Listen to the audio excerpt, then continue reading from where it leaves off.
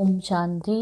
இப்பொழுது அனைத்து சக்திகளும், அதாவது சமயமாக இருக்கலாம், அரசியலாக இருக்கலாம், அல்லது விஞ்ஞானமாக இருக்கலாம், அனைத்து சக்திகளும் வலுவிழந்து விட்டது. அதனால்தான் இந்த உலகத்திலே குழப்பம் இருக்கின்றது. சமய ஒன்றுகூடல்களிலும் குழப்பம் ஏற்படுகிறது. பதவிகளுக்கு பிரச்சனைகள் இருக்கின்றது. அரசியல்வாதிகளாலும் இந்த உலகத்தையே சமாளிக்க முடியாமல் குழப்பம் ஏற்பட்டு கொண்டிருக்கிறது. குழப்பமான நிலைதான் எல்லா வல்லமைகள் அல்லது சக்திகளாலும் ஏற்பட்டு கொண்டிருக்கின்றன. அவர்களால் எல்லா நிலைமைகளையுமே சமாளிக்க முடியாமல் இருக்கிறது. குறிப்பாக விஞ்ஞானத்தில் இப்பொழுது தத்துவங்களை கூட சரியான முறையில் இயங்க செய்ய முடியவில்லை. அவர்கள் ஒன்றை கணிக்கின்றார்கள், ஒன்று நடக்கிறது. ஒரு இடத்திலே அதை செய்யணும்னு நினைக்கணும், ஆனால் அதே வேறு இடத்துக்கு தான் அதை செய்யக்கூடியதாக இருக்குது. கட்டுப்படுத்த முடியாமல் திண்டாடி கொண்டு இருக்கிறாங்க. அப்போ அப்படி அதுக்கு கேள்வி இல்லதே இப்படி நடக்குதுன்னு கேட்டால் அது அப்படி தான் நடக்கும் என்றெல்லாம் சொல்கிறார்கள். பிறகு வருகின்ற நோய்கள் எல்லாம் கூட மருந்தை கூட கண்டுபிடிக்க முடியாமல் இருக்கிறாங்க. இவ்வாறு பல விடயங்கள் இருக்கிறது. ஆனால் இந்த குண்டுகளை வைக்கணும், குண்டுனுடைய வேகம் ரொம்ப தீவிரமாக இருக்குது. அதனால் பல மக்கள் இறக்கிறார்கள். இந்த குண்டை உருவாக்குறதுக்கு ஒரு விஞ்ஞானி மௌனமாகத்தான் நிலத்துக்கு கீழே போயிருந்து, இல்லை சுரங்கங்கள்னு சொல்லப்படுகின்ற நிலக்கீழ் அறைகளில் இருந்து ஆழமாக சிந்தித்தான் அதனுடைய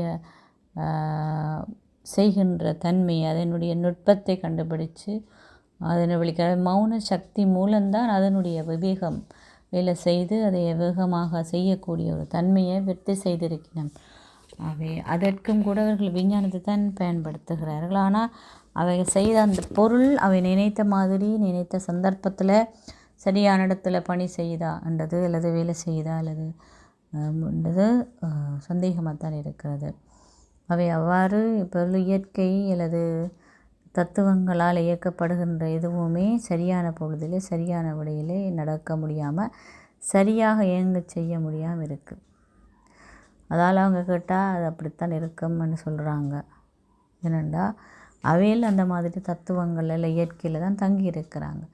மேலும் போக போக இந்த நிலைமை ரொம்ப மோசமாகும். ஏனெண்டா ஆரம்ப காலத்தில் இருந்த சக்தி இப்பொழுது இயற்கைக்கு கூட இல்லை. ஆரம்ப காலத்தில் பல வருடங்களுக்கு முதல் இயற்கை சந்தோஷத்தை கொடுத்தது.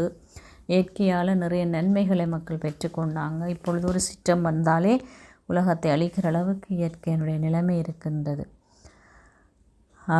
இன்னும் காலம் போக போக மேலும் நிலைமைகள் மோசமாக வருது. விஞ்ஞானத்தின் வசதி எல்லாமே அற்று போய்விடும். அதாவது வேலை செய்யாமல் விடும். உதாரணத்துக்கு தொலைத்தொடர்பு இல்லாமல் போகும், வலைத்தளங்கள் இல்லாமல் போகும். அந்த நேரத்தில் உங்களுடைய மௌன சக்தி மூலம்தான் நீங்கள் தொடுகை மற்றும் பிடித்தல் சக்தியை பயன்படுத்தணும். இதை பாபா டச்சிங் பவர்ன்னு சொல்லுவார்.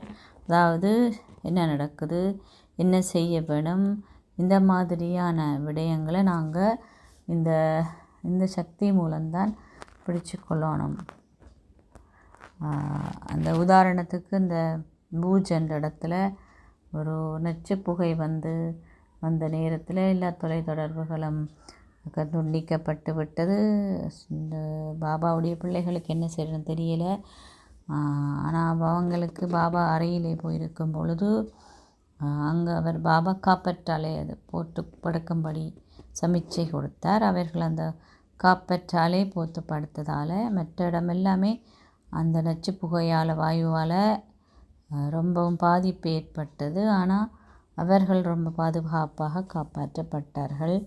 இவ்வாறு பல சந்தர்ப்ப சூழ்நிலைகள் வரும். இது மட்டுமில்லை, சாதாரணமாக ஒரு ரோட்டிலே நாங்கள் நடந்து செல்லும் பொழுது கூட எங்களுக்கு ஒரு குழப்பம் அல்லது இன்னல் வரப்போகுதுன்னு சொன்னால் அதை யாருமே அட்வான்ஸாக எங்களுக்கு சொல்ல மாட்டேன். அப்போ எங்களுடைய தொடுகை சக்தி தெளிவாக இருந்தால் பாபா சொல்வார், இந்த பாதையால் போகாதீங்க, அந்த பாதையால் போங்கன்னு. இப்படி சின்ன சின்ன விடயங்கள் நிறையவே இதெல்லாம் விஞ்ஞானம் எங்களுக்கு தெளிவுபடுத்தாதனே.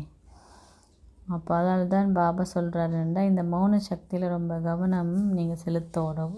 எவ்வளோ தூரம் நான் நாள் பூராக இந்த மௌன சக்தியை சேர்த்திருக்கிறேன்னு கேட்க சொல்கிறார் எங்களையே. ஏனெண்டா இந்த மாதிரியான ஒரு நிலைமை வரைக்கும் உங்களால் பாபாவோட தொடுகையை பெறக்கூடிய மாதிரி உங்களோட புத்தி இருக்குதா, மனமும் புத்தியும் இருக்குதா. இதுக்கு நீண்ட காலமாக நீங்கள் பயிற்சி செய்கிறது ரொம்ப அவசியமானது. இதுக்கு என்ன செய்யணும்னு சொன்னால், எப்பையும் என்பது இது எப்பயுமே நாங்கள் இதுதான் நாடகணும் இல்லாமல் சில வேளைகளில் மட்டும் இல்லை. ஏனெண்டா பல வகையான அதுக்கு உங்களுடைய மனதையும் புத்தியையும் சுத்தமாக வச்சிருக்க வேணும். இதுக்கான ஒத்திகைகள் எல்லாம் இப்பொழுது தொடர்ந்து அதிகரித்து கொண்டு போகும்னா பல சந்தர்ப்பங்கள் நடந்து கொண்டிருக்கு, சூழல்கள் நடந்து கொண்டிருக்கு. ஒரு வினாடியிலேயே அது உண்மையாக மாறிவிடலாம். இப்போ இவங்களோட மனசில் ஒரு சின்ன எதிர்முகமான எண்ணம் இருந்தாலே, யாராவது ஒரு ஆத்மாவுக்கோ இல்லாவிட்டால் இல்லாத ஒரு பணிக்கோ அல்லது உங்களுடைய ஒத்துழைக்கின்ற சகபாடிக்கோ நீங்கள் ஒரு சுத்தமான அல்லது தெளிவான மனசை கொண்டவர்னு சொல்ல முடியாது. அப்போ அதால் உங்களுடைய மௌன சக்தி வேலை செய்யாது. இதனால தான் பாப்தாதா என்ன சொல்கிறாருன்னா, இவ்வளவு மௌன சக்தி நான் நாள் பூரா சேமிக்கிறேன் என்றதை சோதித்து பார்க்க சொல்லுவேன். சேகரிப்பு என்பது வாய் மூடிட்டு மௌனம் இருக்கிறது மட்டுமல்ல, மனதிலே இந்த விதமான எதிர்முகமான எண்ணங்களையும் நாங்கள் கொண்டிருக்காமல் இருக்கிறது தான் உண்மையான மௌனம். இவ்வாறு செய்வதன் மூலம்தான் நீங்கள் நினைச்சதை விட நல்ல பலன் உங்களுக்கு கிடைக்குமாவே. மீண்டும் மீண்டும் இதையே சோதித்து பாருங்கள். எவ்வளோ தூரம் மௌன சக்தி நான் நாள் பூரா சேமித்து பார்க்குறேன், அட்டவணையெல்லாம் வச்சுக்கொண்டா நல்லது. ஆகவே பாப்தாதா இதை பார்த்த பாப்தாதா நிச்சயமாக சந்தோஷப்படுவார். இப்படி நீங்கள் கொண்டிருக்கின்றீர்கள் எப்பயும் இதுக்குத்தான். இப்போ இந்த மௌன சக்தியை சேமித்து கொள்வது தான் வேணுண்டா இதுதான் இப்போ எங்களுக்கு மாற்றத்தை கொண்டு வரதுக்கு உதவி செய்யும். அதனால் இப்போ எல்லாமே ரொம்ப இந்த சமயங்கூட விஞ்ஞானங்கள் அல்லது எல்லாமே இப்போ என்ன செய்யுதுன்னு சொன்னால் ரொம்ப மோசமான நிலையில் ஒரு விரக்தி அடைஞ்ச நிலைக்கே வந்துட்டுது. என்ன செய்கிறது நாங்கள்னு அவங்களும் கேட்டுக்கொண்டு இருக்கிறாங்க. இப்பொழுது அவங்க சொன்ன இப்போ தான் எங்களுக்கு ஒரு முடிவு வருமோ அப்படின்னு நினைக்கிறாங்க. இதற்கெல்லாம் நீங்கள் தான் விடிவை கொண்டு வர வேண்டியவர்கள்னா உங்களுடைய மௌன சக்தி மூலம். மௌன சக்தி என்றால் அடிக்கடி நீங்கள் மேலே பரந்தாமத்துக்கு என்னுடன் இருந்து நீங்கள் நிலைமைகளை பார்க்க வேண்டும். என்றால் உயர்ந்த நிலை, டாப் ஸ்டேஜ்ன்னு சொன்னால் ஒரு உயர்ந்த நிலை என்றால் இதுதான். மேலே இருக்கும் பொழுது உங்களுக்கு எல்லா விடயங்களுமே ஒரு தெளிவாக தெரியும். மேலேருந்து பார்த்தீங்கன்னா கீழே என்ன நடக்குதுன்னு தெரியும். அவை நீங்கள் நல்ல ஸ்திதி, ஸ்டாப் ஸ்டேஜ் அப்படி இருந்தால் என்ன உங்களுக்கு என்ன நடக்குதுன்றது எல்லாமே தெரியும். அந்த உயர்ந்த ஸ்திதி என்பது பரந்தாமத்தில் இருக்கின்ற நிலை, தந்தையோடு இருக்கின்ற நிலை. அப்படி அங்கே இருந்துட்டு அடிக்கடி மௌனத்தின் மூலம் 5 நிமிஷம் அப்படி நீங்கள் உங்களோட வேலையை செய்துட்டு திருப்பி அங்கே செய்யலுங்க. இப்படி செய்கிறதன் மூலம் உங்களால் நிறைய மௌன சக்தியை சேமித்து கொள்ள முடியும். அது மட்டும் இல்லை, சில சந்தர்ப்பங்கள் சூழ்நிலைகள் வரும். ஒவ்வொரு பழக்க வழக்கங்கள் சம்ஸ்காரங்கள் எல்லாம் வித்தியாசமாக இருக்கும். இப்போ எல்லா சந்தர்ப்ப சூழ்நிலைகளுடைய பின்னணிகளையும் புரிஞ்சு கொள்றதுக்கும் உங்களுக்கு மௌன சக்தி தேவை. அப்படி இருந்தால் தான் நீங்கள் ஹாஜி என்று சொல்லுவீர்கள். அப்படி ஹாஜி என்று சொல்லும் பொழுது ஏற்றுக்கொள்ளுவீங்க.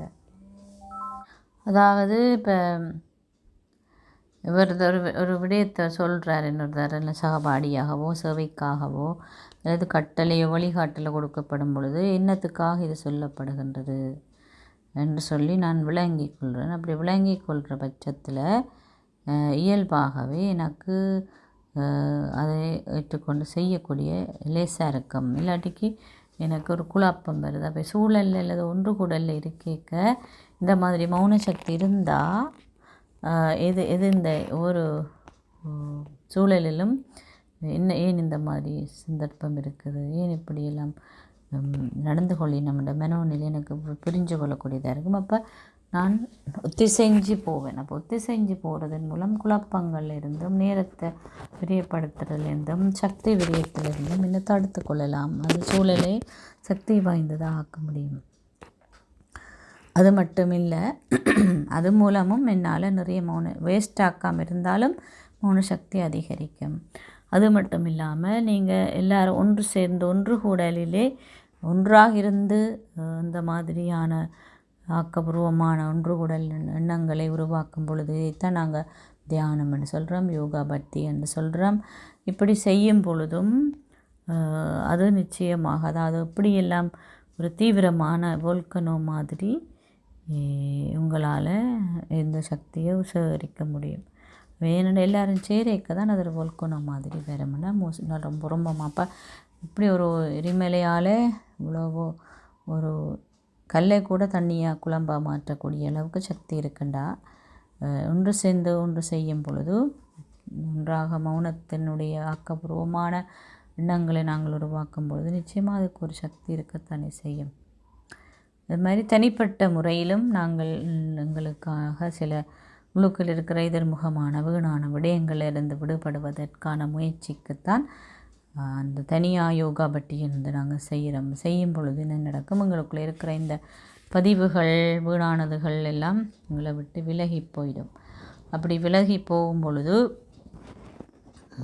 எங்களுக்குள்ள மௌன சக்தியை அல்லது உருவாக்குன்ற எண்ணங்களை அக்கபூர்வமாக மாற்றுறது லேசாக இருக்கும். அப்போ லேசாக இருந்தால் நிச்சயமாக என்னால் மௌன சக்தியை ஒன்று சேர்க்க முடியும். ஓம் சாந்தி.